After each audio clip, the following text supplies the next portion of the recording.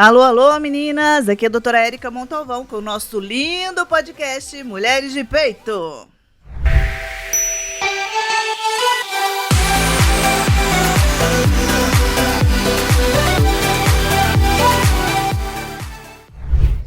Alô, alô! Nós estamos com mais uma gravação do nosso podcast. Antes de começar, eu gostaria de agradecer a companhia de vocês e gostaria de pedir que acompanhassem no YouTube a gravação desse podcast com vídeos. Se inscrevam no meu canal, dê um joinha para que mais pessoas consigam receber, né, do YouTube essa informação importante com clareza e responsabilidade. No Spotify, Mulheres de Peito. Hoje nós vamos falar um tema muito legal, para mim é muito legal, porque também é a minha área, mas não sou especialista nisso, né? Recebi a minha colega, a Érica Pedrosa, ela é uroginecologista, professora da Universidade Anhembi Morumbi, médica clínica de consultório privado, e o tema é incontinência urinária. Quem aí se identificou? Prazer te receber, tá? Muito, muito obrigada de você estar aqui. Igualmente, Xará. Xará, é verdade. Ela chama Érica e eu chamo Érica. O meu Érica é com H, o dela é sem H, o dela tem K e o meu é com C. Que bagunça, né? Mas no final das contas é Érica. Né? Muito bom te receber aqui. A gente se conhece por outras vias desde quando eu cheguei em São José, né? Sim, eu também. E a gente tem quanto tempo que você está em São José? Tem, acho que 16 anos. Eu tô 18, né? Então tô um pouquinho mais tempo. Pois é. Mas assim, eu adoro São José. Eu falo que agora eu já sou minhoca. Eu também. Eu sou da terra. E fala um pouquinho sobre você. Você fez faculdade onde? Quanto tempo você clinica aqui? 16 anos, você já falou, né? Então, eu me formei na Faculdade de Medicina de Sorocaba, que é PUC, né? PUC São Paulo. Depois eu fiz a minha residência em São Paulo, no Hospital Leonor Mendes de Barros, né? Legal. A Casa Maternal, uma residência conhecida de ginecologia e obstetrícia, né? E depois eu me interessei pela cirurgia vaginal. E a cirurgia vaginal é uma parte da uroginecologia. Então, eu fui para a Unifesp, fiquei lá por 6 anos, fazendo uma subespecialidade, né?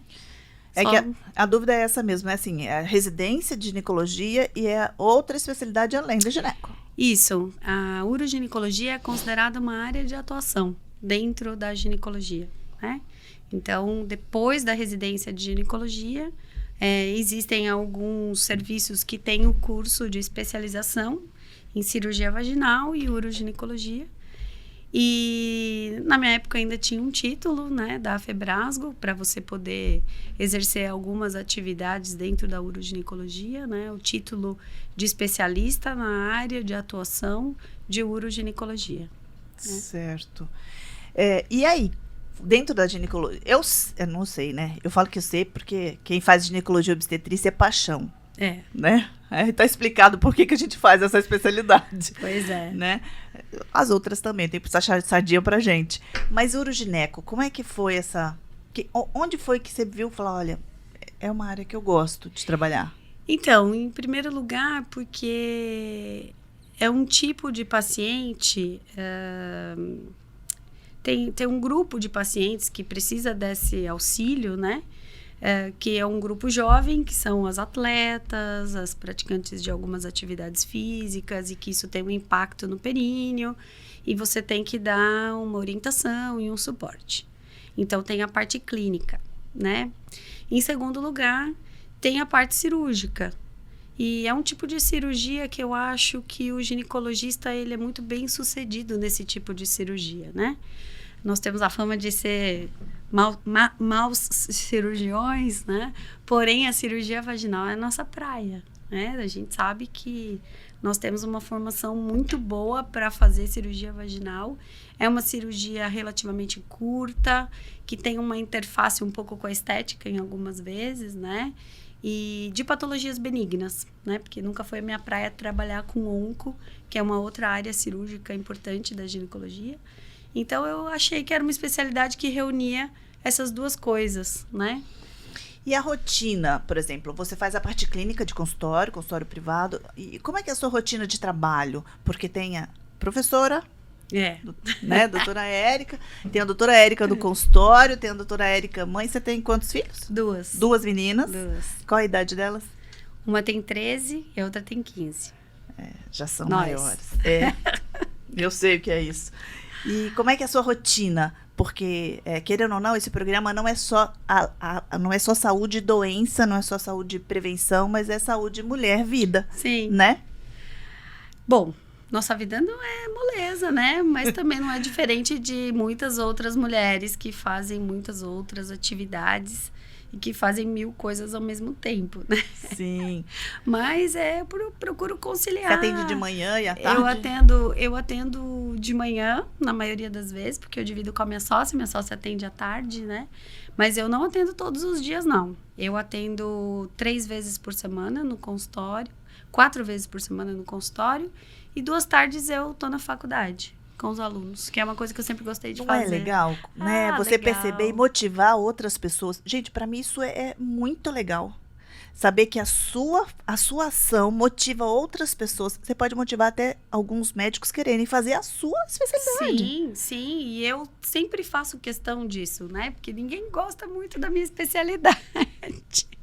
Fala que é muito difícil, porque é igual apertar parafuso, tem que corrigir uma função, né? Às vezes nós temos muitas pacientes que são idosas e às vezes são difíceis, né? Que tem muitas outras queixas envolvidas com quadro urinário. Podem piorar ou melhorar o quadro. Ou melhorar o quadro, né? Tem as esportistas também que são bem teimosas, enfim.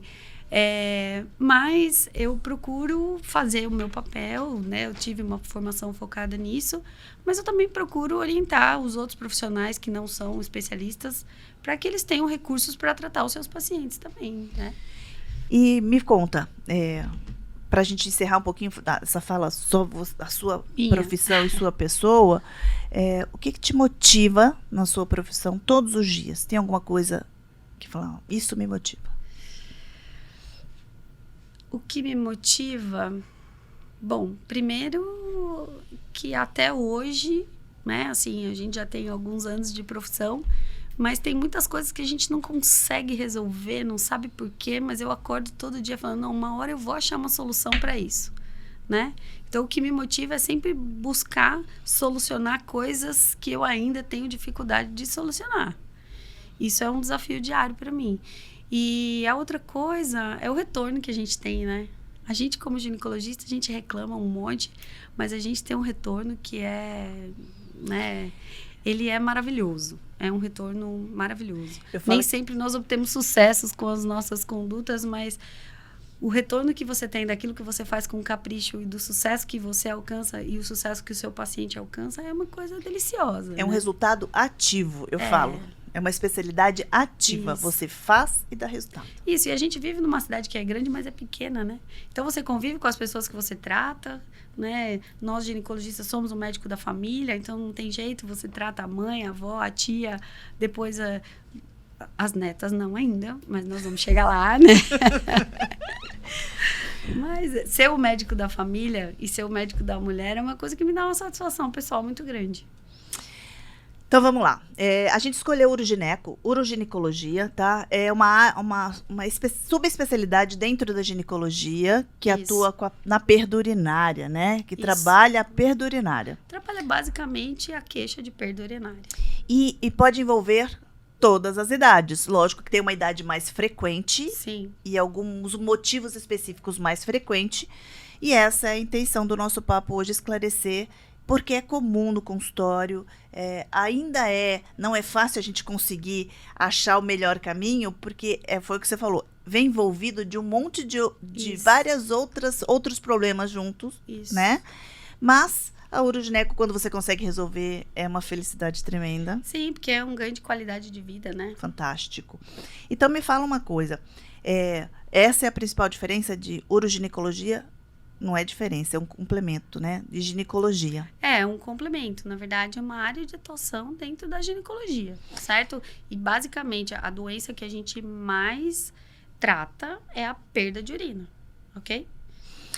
E no seu consultório, lógico que ele é direcionado, mas você faz ginecologia também. Faço ginecologia, obstetrícia, mas eu atendo como especialista em uroginecologia. Em porcentagem no seu consultório, o gineco, agora que você já está mais, assim, as pessoas vão para isso?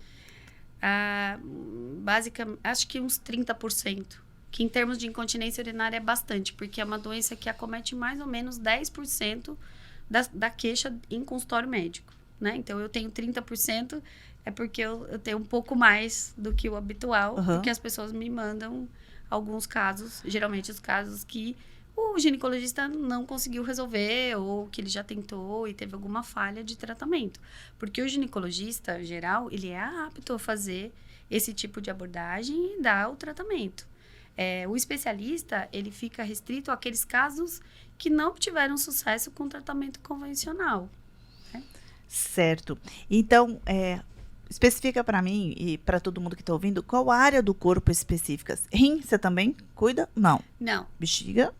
A uroginecologia é uma especialidade que cuida do trato urinário baixo, que a gente chama.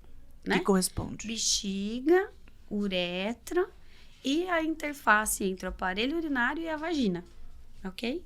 A parte renal não é da alçada da área de atuação da uroginecologia, né? Tá. Certo? Porque sempre fica uma duvidazinha. Pra gente que sabe, ok, tá fácil, né? Mas no geral sempre fica aquela duvidazinha, né? E os principais problemas tratados na urogineco que você recebe de queixas, assim, mais comum, além da incontinência, pra mim é incontinência, disparado. Com certeza, são os vários tipos de incontinência. Porque, que nem eu falo para meus alunos, perder xixi não é tudo igual. Cada um perde de um jeito. E tem muitas doenças que combinam com a perda urinária. Mas a gente tem que investigar qual doença que é, porque esse é só um sintoma. Então, você tem incontinência urinária de esforço, incontinência urinária por urgência, incontinência urinária funcional, porque o paciente tem uma fratura do fêmur e não consegue chegar no banheiro, né? Você tem várias doenças que vão dar como sintoma a perda urinária, né? Então, toda perda de xixi, uma perda de xixi, ela não é igual à outra, tá? A outra coisa que o uroginecologista trata são os prolapsos. Então, é a bexiga caída, o reto caído, né? As alterações anatômicas da vagina. Então, a vagina que está mais larga, porque teve muitos partos normais. Então, essa é uma outra área de atuação do uroginecologista também. Então, são os prolapsos, né? Que a gente chama, que é quando a bexiga ou o reto está fora do lugar. E os diferentes tipos de incontinência urinária.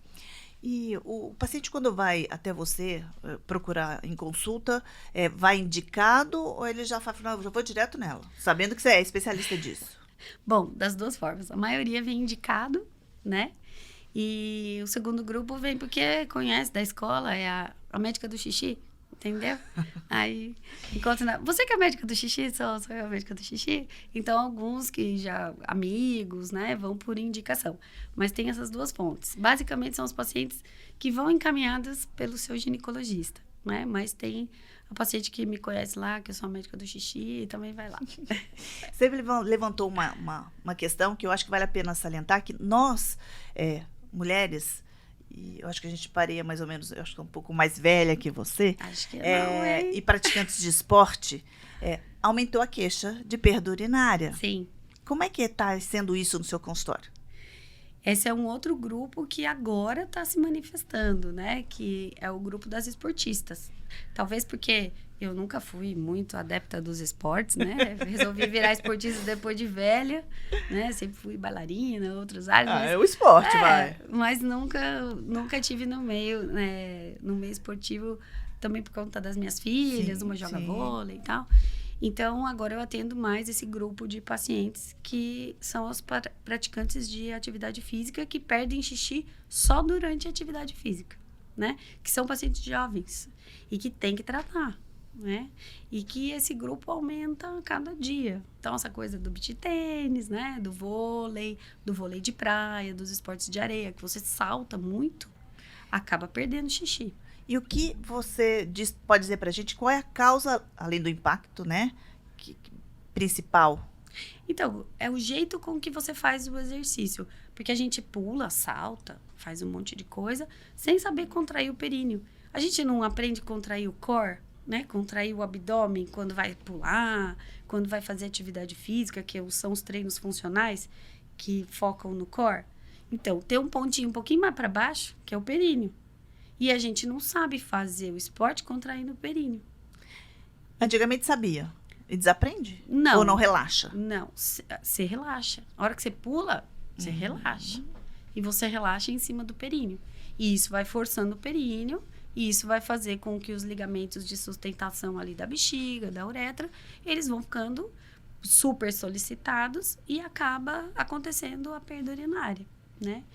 E precisa fazer um trabalho preventivo. Do jeito que você faz o trabalho do core, precisa aprender a fazer um trabalho perineal, ok?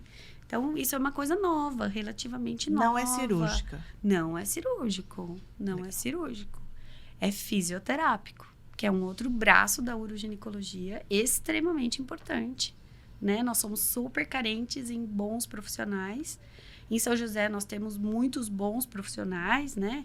Doutora Lívia de Doné, a Joquebed, que trabalha no ambulatório do Policlin. São algumas fisioterapeutas, me desculpem as outras que eu não estou lembrando, que fazem esse tipo de tratamento e que nós médicos, fazemos uma avaliação e acabamos encaminhando para elas. E tem tratamento preventivo, né, para as atletas. Então, é importante ter essa divulgação e que elas saibam procurar esse tipo de atendimento. E o que é legal é que o ginecologista, como ele é o clínico da mulher, ele tem que ter essa visão, né? Tem que ter essa visão. Para paciente que é atleta, que é esportista, olha, já previne. Previne. Porque depois que está instalada ou que já teve uma lesão maior do períneo, aí acaba tendo que ser cirúrgico, né? E paciente jovem ser submetido a uma cirurgia para correção da incontinência não é uma coisa muito legal, né? Outro motivo que é comum é a incontinência urinária pós-gestação ou durante a gestação. Sim. Como é que funciona? Como é que é? Então, a incontinência urinária durante a gestação é uma situação frequente, né? Muitas das ouvintes devem estar passando por esse momento. Isso acontece pelo peso da barriga, né? Independente de ser parto normal ou não. Eu tinha um professor que falava, escolheu ficar grávida, já é uma paciente de risco para ter incontinência urinária, porque o peso, né, da barriga acaba sobrecarregando o períneo. A gente tem um dado estatístico que quando a paciente perde durante a gestação, ela é uma candidata a ter incontinência no futuro, tá? Mas a incontinência durante a gestação, independente da via de parto, depois de 1 ano, ela pode melhorar espontaneamente. Sem fisioterapia pélvica, sem fisioterapia, sem nada, ok? Mas hoje, nós também temos a fisioterapia durante o pré-natal. Então, quando a paciente começa a perder já gestante, é legal que ela faça um tratamento preventivo com a fisioterapia pélvica durante o pré-natal. Pós-parto, tem um período exato, ideal, para que comece a fazer a fisioterapia pós-parto? Não precisa indicar para toda pós-parto? Toda paciente pós-parto? É muito subjetivo, eu sei, mas é que me perguntaram isso e eu tenho certeza que... Aí depende do que foi o parto. Se foi um parto normal ou se foi um parto cesárea, né? Todos os partos normais causam? Pode ter como consequência a perda urinária pós-parto? Não, tem paciente que teve 5 partos normais e não perde xixi, né? A gente sabe que tem um componente genético. Depende do tipo de colágeno. Isso é super estudado. Então, tem um grupo, e você vê que tem uma herança familiar, né? Então, mães que têm incontinência urinária, as filhas têm uma chance maior de ter. Por quê? Porque deve ter um tipo de colágeno que é bom e um tipo de colágeno que não é tão bom assim. Essas pacientes têm parto rápido, é uma suspeita, não? É uma suspeita, né? Eu acho também. Eu também acho. É uma suspeita. É uma coisa boa, mas elas costumam perder mais xixi do que as pacientes que suam um pouquinho pro neném nascer. Okay? E a gente sabe que a fisioterapia é super eficaz, a fisioterapia pélvica, né? Eu falo que fisioterapeuta boa é uma desgraça, porque tira a paciente de mim. Boa! É boa, você entendeu, né? Para paciente é muito bom mesmo, viu? Com certeza. E não é um quadro permanente. Existe incontinência urinária permanente? Como assim? Assim, que não tem o que fazer, não tem tratamento. Existe. Por trauma? Não. Existem tipos de incontinência, né, que podem ser por lesões neurológicas. Sim, ok? sim. Então, se houve uma lesão neurológica, seja da bexiga, ou seja ali do mecanismo muscular do esfíncter, que é como se fosse uma tampinha da uretra, uma tampinha dinâmica que a gente tem ali da uretra, se tiver uma lesão neurológica, pode ser permanente, infelizmente.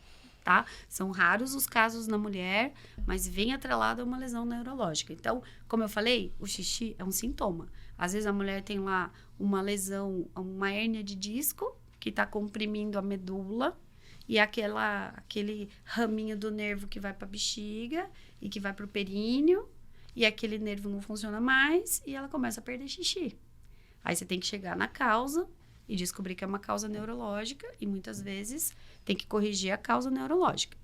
Tem situações neurológicas que não são passíveis de correção, né? Infelizmente. Então, tem incontinência permanente.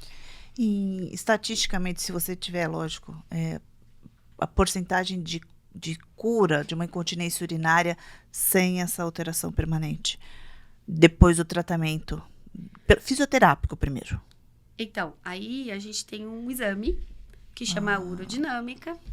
A urodinâmica, ela é importante para, primeiro, dizer o tipo de incontinência que existe. Ali você simula o que acontece em casa quando faz xixi, quando tosse, quando agacha, quando faz força, né? A gente simula isso e faz um diagnóstico. Depois, além de fazer o diagnóstico, você mede o nível de incontinência.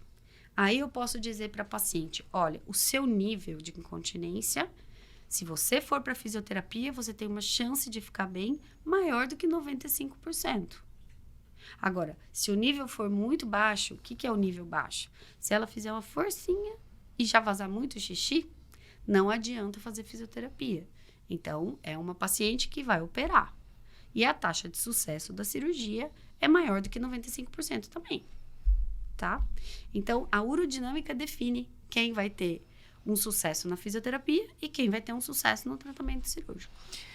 Isso é importante saber, porque às vezes já chegam que tô com a bexiga caída, nem tem bexiga caída, né? Nem tem bexiga caída. E quero fazer a cirurgia, não é por aí, né? É comum confundir a bexiga caída com incontinência urinária. Tem gente que tem bexiga caída e não tem incontinência, até pelo contrário. Pelo contrário, não sai o xixi, porque a bexiga tá tapando a saída do xixi, mas é verdade. Então, as causas mais comuns fora da gravidez de incontinência seria essa diminuição de colágeno, Tem a causa mais comum, com certeza, é constitucional associada a algum fator de risco.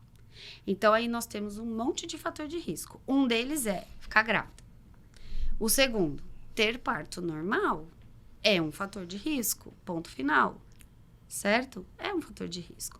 Nem todas as pacientes que tiveram partos normais vão ter incontinência, mas é um fator de risco. Terceiro fator de risco, obesidade. Então, às vezes, perder um pouquinho de peso melhora a incontinência. Quarto fator de risco, paciente tossidora crônica, que a gente chama. Então, quem fuma, quem tem asma grave, que tosse muito, solicita muito períneo, né? E tem a incontinência urinária associada à atividade física.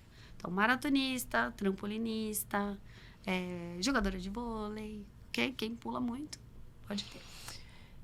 E entrando nessa parte que eu gosto bastante, eu acho que gineco gosta também, né? Todo gineco, perda de estrogênio, diminuição do estrogênio na menopausa. Boa, eu esqueci de falar disso, né? Isso é importante. Então, a outra coisa que vai piorar a incontinência é quando a mulher entra na menopausa, né? A gente sabe que quando entra na menopausa, diminui o estrogênio e a mucosa fica fininha, a mucosa da vagina, né? Tudo fica fininha, não fica? Então, a mucosa ali que ajuda... Então, vamos imaginar que a uretra é um buraquinho. Só que quando você tem uma mucosa grande, bem vascularizada, o buraquinho fica assim, ó, cheio de... que eu falo que parece uma esponjinha. Aí, vai entrando na menopausa, diminui o estrogênio, a esponjinha fica fininha, o buraquinho da uretra vai ficar maior. E os ligamentos que sustentam ali a bexiga e a uretra, eles também vão ficar mais capenga por falta de estrogênio. Então, uma forma de tratar é fazer reposição hormonal, seja sistêmica ou tópica, tá? E hoje nós temos uma outra técnica que ajuda na incontinência urinária que é estimular essa mucosa com uma energia, seja o laser ou a radiofrequência. Agora o LED também, né? É. Fantástico. Super legal. A medicina é uma maravilha. Super legal. Muito gostoso. Não é para todos os tipos de incontinência, né? Tem que tomar cuidado na hora de indicar e não prometer para o paciente, né? Que o laser é a salvação que é o de supra-sumo, tudo. porque não é. Porque todo mundo acha que laser é chique, laser resolve tudo. Né? Ajuda muito alguns tipos de incontinência. Eu acho que é muito melhor para atrofia do que para incontinência. Também. Mas ajuda bastante, ok? É um tratamento muito promissor. Mas é mais para os pacientes que estão na menopausa já. Existe alguma complicação, algum risco do agravamento da incontinência? Assim, a incontinência urinária crônica, não tratada, que persiste, que a paciente não procura. Porque já se habituou, põe, sei lá, um fraldão, já está tudo certo. Alguma coisa pode levar a um agravamento da incontinência para outra patologia? Isso é uma resposta complexa, sabia? Em tese, não. Porém, eu acho que sim. Primeiro, quem tem incontinência urinária, se for uma incontinência grave, né, que precisa usar forro todo dia, fica com o forrinho, então aumenta a chance de fazer infecção urinária, infecção vaginal, infecção cutânea, ok? Isso nos casos extremos, onde você precisa do uso diário do forro, ok? Tem paciente que não usa o forro, que tem incontinência urinária e não usa o forro porque tem só durante os grandes esforços. Então, essa paciente que tem apenas durante os grandes esforços, não existe nenhum risco maior de acontecer alguma outra doença grave em decorrência dessa incontinência que ela optou por não tratar. Tanto é que a gente sempre fala, né? Eu tinha um professor que ele batia muito nessa tecla, que a gente tem que decidir operar, por exemplo, uma paciente com incontinência urinária de esforço, quando ela fala que aquilo está atrapalhando a vida dela. Sim. Ok? Então, quem determina é uma patologia benigna e quem determina a necessidade de tratar é a paciente. Nós temos que estimular a paciente a tratar. É isso que eu sempre falo, porque tem paciente que se conforma com aquilo e o médico também se conforma com aquilo, né? Então, a gente tem que estimular a tratar porque melhora a qualidade de vida, né? Ninguém quer ficar cheirando urina, ok? Mas também não preciso falar para ela, olha, a senhora vai ter câncer de bexiga porque não vai recuperar da incontinência urinária, porque não é uma verdade. E okay? Qual foi a idade mais avançada de paciente que você já operou?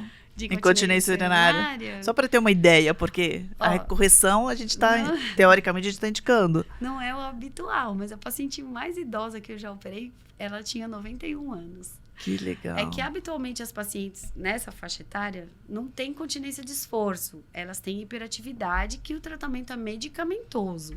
Mas essa paciente, especificamente, ela nunca tinha tido coragem de falar. E o médico, muito menos coragem de propor um tratamento cirúrgico. Mas ela pedia tanto, uma mulher tão ativa, que ela falou para mim, doutora, por favor, a cirurgia é simples. Eu tenho uma incontinência que já falaram para mim que é para pôr a telinha. Eu tô pedindo para a senhora operar. Eu operei, ela ficou super bem. Dá um estresse por causa da cicatrização, mas... Tudo, um estresse geral, né? Mas a paciente, ela buscou tratamento nessa faixa etária. Então, a gente não precisa deixar esses extremos, né? Tem que estimular ela a querer fazer o tratamento antes. E se fosse para você indicar alguma coisa específica para prevenção? A gente já falou dos riscos, então é prevenir os riscos. Prevenir, né? Prevenir os riscos. Então, manter peso é uma situação que previne da incontinência urinária. Eu falo que não é perder peso para ficar igual a Gisele Bündchen, mas é para perder assim... Não ia conseguir também. É para perder uns 4 quilos, mais ou menos. Uma porcentagem pequena de peso já tem uma boa resposta na incontinência. Todas que a gente indica e consegue emagrecer um pouco, ela volta e fala, doutora, melhorou. Melhorou, parou. Não só perco com a perda mais, de peso. Não perco mais. E a outra coisa, né? Tabagismo, ok? O tratamento adequado das crises de asma, que é uma coisa importante. E para os pacientes que fazem atividade física de alto impacto, fazer os exercícios perineais, aprender com o fisioterapeuta e aplicar na sua atividade física. A fisioterapeuta tem que andar de braço dado com o gineco, né? Alguma criança com incontinência que não seja... Criança com incontinência é patológico, né? Sim. É doença. É. Geralmente tem meninas, né? Eu cuido de meninas, então eu não posso falar das incontinências dos meninos, tá bom? Porque não é a minha área de atuação. E a pediatria também é um caso à parte, né? Porque são outras patologias. Nós temos urologistas, inclusive a gente tem aqui na cidade, urologistas especializadas em incontinência urinária infantil. Eu faço um pouco, porque acabo fazendo urodinâmica. Eu pus um limite para mim, eu faço acima de 12 anos, tá? Mas a menina, ela pode já ter incontinência urinária por hiperatividade bem novinha, né? E aí, o diagnóstico é difícil, tem alguns fatores psicológicos envolvidos, né? Precisa de um acompanhamento multidisciplinar, né? Um diagnóstico bem difícil. Tem que descartar muitas outras patologias, inclusive doenças autoimunes, né? E não é muito comum, ok? Graças a Deus não é muito comum. E o que eu costumo dizer no consultório é o seguinte, a gente procura o médico quando tem um sinal, um sintoma e um sinal que atrapalha a vida. E nem sempre esse sinal é a doença. A doença em si. Pode ser até psicoemocional. Pode. Né? Só que a gente, como clínico da mulher, né, todas as fases, a gente pega lá embaixo e tem que estudar o que tá por trás. Exatamente. E depois, às vezes, descobre que não precisa nada além de um ouvido. Exatamente. Às vezes, né? E a incontinência urinária tem muito disso, gente. Né? Eu acredito. Porque a gente não fica nervoso, vai no banheiro toda hora. Não é isso? Então, só que tem gente que acaba convertendo realmente o sintoma de ansiedade por um aumento da frequência urinária. É uma coisa comum, ok? Reposição hormonal, você indica para incontinência urinária, você indica quanto tempo, até que idade? Eu sei que é difícil essa resposta, mas só para tentar direcionar. Ela quer me matar. Não quero. É que perguntam e eu tô passando tudo para frente, porque é importante pra gente saber, para não chegar muito... Então, você não falou isso, ou você falou? Olha, eu indico reposição hormonal para tratar incontinência urinária, porque a resposta é muito boa, certo? Então, às vezes, tem poucos sintomas climatéricos, mas tem uma incontinência urinária importante, e eu examino, vejo que tem atrofia... Local e sistêmica. Ok. Porque muitas vezes você faz local, melhora um pouco, você faz um pouco da reposição sistêmica, melhora muito, né? Então, eu até tenho uma paciente agora, estou lembrando dela, ela já tem 60 anos, uma atrofia muito grave, né? Eu também faço uma campanha para não deixar chegar nisso, porque depois é difícil recuperar, né? Eu fiz tratamento tópico, ela melhorou um pouco, mas ainda tem muita urgência, muita frequência, sintomas irritativos que a gente chama, não a perda de esforço.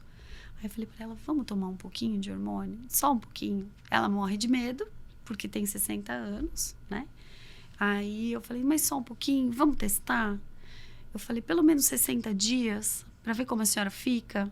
Então, introduzi a reposição hormonal novamente, que pra gente é uma coisa difícil fazer. Né? Isso. Existe um dilema a respeito disso. Antes era contraindicado, hoje não. Já está mudando o conceito. Já está mudando o conceito. A gente pode iniciar quando a gente quiser, porque as medicações estão cada vez mais seguras, né? E eu pedi para ela, vamos só tentar um pouquinho, 3 meses. Falei, o risco de câncer de mama não vai ficar muito aumentado com 3 meses de uso. E a senhora vai me dizer como ficou. Ela, doutor, parou de perder, né? Por conta da reposição hormonal sistêmica. Mas isso é uma decisão ainda difícil, né? Então, é só para a gente poder mostrar que tem resultado. Tem. Resultado com tratamento clínico. Nem toda incontinência é cirurgia, gente. Isso que tem que sair da mente. Né? Exatamente. O que eu bato na tecla é o seguinte. Nós, mulheres, estamos vivendo mais. Estamos ativas na fase da perda hormonal, que é a menopausa. E a gente precisa de qualidade de vida, né? E isso não é impeditivo, a idade, para repor hormônio. Precisa critério. Precisa critério. Né? Mas não é impeditivo para começar, né? A gente sabe isso hoje, né? Isso é uma outra discussão sobre reposição hormonal, o que fazer, qual tipo de reposição. Mas, assim, eu como lido com pacientes acima de 60 anos, muitas não tinham acesso, mais jovens, por exemplo, né? Ou não tinham acesso, ou tinham muito medo, ou a própria reposição hormonal que foi oferecida, ela também vinha recheada de mais riscos, né? Sim. Hoje a gente tem medicações muito melhores. Absorções, né? Absorções diferentes, né? Que não tem primeira passagem pelo fígado, adesivo, gel, enfim. Então, e a gente tem estudos que mostram que você não tem um aumento de risco assim muito absurdo quando você decide iniciar por algum motivo a reposição hormonal nessa faixa etária. Entre os estudos de risco para câncer de mama, que a gente tem que falar, o maior medo, é o maior medo, a gente sabe que tá sedentarismo, obesidade, tabagismo, etilismo e reposição hormonal lá embaixo. Então, tem outras coisas para a gente melhorar a qualidade de vida. Sim. E se proteger contra o câncer, que não repor hormônio quando precisar. Quando precisar, né? E a incontinência urinária, em alguns momentos, em algumas situações, ela depende da reposição hormonal como um braço de tratamento, né? A gente sabe disso. E agora uma pergunta que eu escuto sempre, você deve ouvir, a única forma de melhorar a musculatura perineal é indo no fisioterapeuta? Olha, é a forma... Primeiro, usar o estrogênio melhora, né, o tônus muscular naquela paciente que já não tem mais a produção de estrogênio. Não adianta eu fazer um monte de reposição hormonal numa paciente jovem que está cheia de estrogênio e eu ainda vou colocar estrogênio local, não é isso. É naquela paciente que não tem mais estrogênio. O fisioterapeuta, ele ajuda muito no que a gente chama de propriocepção. O que é isso? Propriocepção é reconhecer o grupo muscular correto. Porque assim, ó, eu falo pra você, vamos fazer bíceps? Mostro pra você, aqui é o bíceps, ó. Então, vamos fazer bíceps. Vamos fazer tríceps? Aqui é o tríceps. Agora, eu quero que você contraia a musculatura perineal. Todo mundo contrai musculatura perianal, faz força de fazer cocô, que é o contrário de... que a gente chama que é puxar para cima, né? Fazer a força perineal correta. Então, assim, não é muito fácil você sozinho reconhecer o grupamento muscular que você tem que trabalhar. O fisioterapeuta, ele ajuda a mostrar para você onde é. Onde é o negócio. Perfeito. Entendeu? Isso que eu queria que falasse. Aí você aprende onde é o negócio. Depois você tem várias técnicas vaginais, né? Que é um pezinho que você coloca na vagina na hora que você vai fazer polichinelo, várias coisas. Mas se você não reconhece... Mágica isso, hein? Mas se você não reconhece que é aquilo ali que você tem que trabalhar, às vezes você pode estar fazendo uma força contrária e não é muito produtivo. E aí você vai achar que o negócio não funciona. Então, o fisioterapeuta é bom para mostrar para você onde está o bíceps, né? Qual o músculo correto que a gente tem que trabalhar. Nosso tempo deve estar quase acabando, mas eu preciso fazer uma pergunta. Ai, lá vem. Para todo... Não, mas é uma pergunta legal. Não vou deixar você ir aos lençóis, porque aqui não é a minha intenção, porque eu quero que vocês voltem sempre a falar comigo. Relação sexual melhora orgasmo? Melhora incontinência ou piora? Porque o orgasmo é uma contração muscular e quem tem orgasmo sabe como funciona, quem não tem vai ter que aprender, ou se não descobrir por quê. Uhum. É um exercício de rotina. Eu falo isso porque assim, eu peço rotina para fazer uma vez, né? Então você pede mais vezes. O que você tem para dizer sobre isso? Olha, eu não conheço nenhum estudo que mostre essa relação benéfica, né? Das pacientes que têm orgasmo com regularidade e a melhora e tem menos incontinência urinária. É uma pesquisa difícil de você fazer, né? Porque não é todo mundo que vai saber identificar primeiro e não vai conseguir fazer. E segundo, tanto que vai mentir. E a prática é complexa. Enfim. Mas eu acredito que não. Certo. Eu acredito que não. Porque a contração durante o orgasmo é uma contração fásica muito rápida, né? Só das fibras rápidas musculares, teoricamente, né? Os fisioterapeutas que me ajudem aí.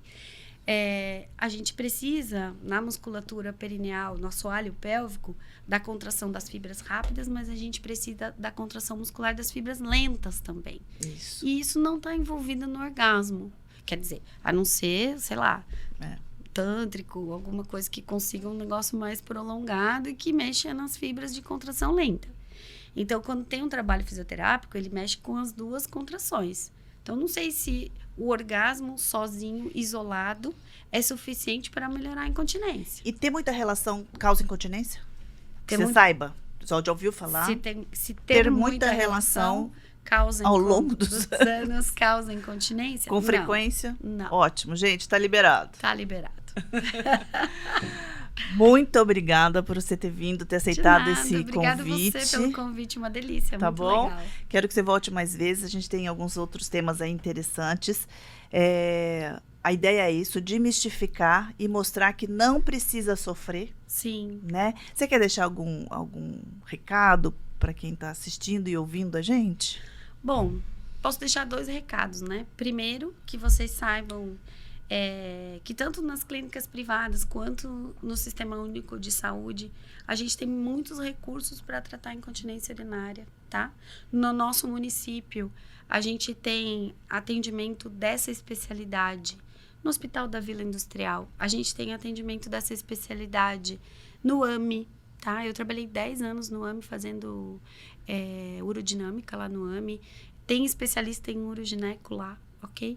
Vocês precisam solicitar aqui o ginecologista geral, né? Se ele não se sente confortável para tratar de determinado ponto para frente, que ele encaminhe para o especialista, né? A gente tem aí uma geração nova, muito mais nova que eu. A minha especialidade, ela foi uma especialidade nova na minha época, né? Só que hoje tem vários serviços que têm especialidade, o ABC, a Escola Paulista continua com serviço lá. Então, tem vários grupos que estão formando muitos profissionais para trabalharem nessa área. E fisioterapeutas também, ok? Então, saber que existe um especialista, né? Que você pode solicitar que você seja direcionado ao especialista. E no nosso município, na prefeitura, a gente também tem um grupo legal de especialistas para que vocês possam procurar, tá bom? Muito bom, muito obrigada pela tua presença, Obrigada Xará. Te espero mais vezes. Obrigada.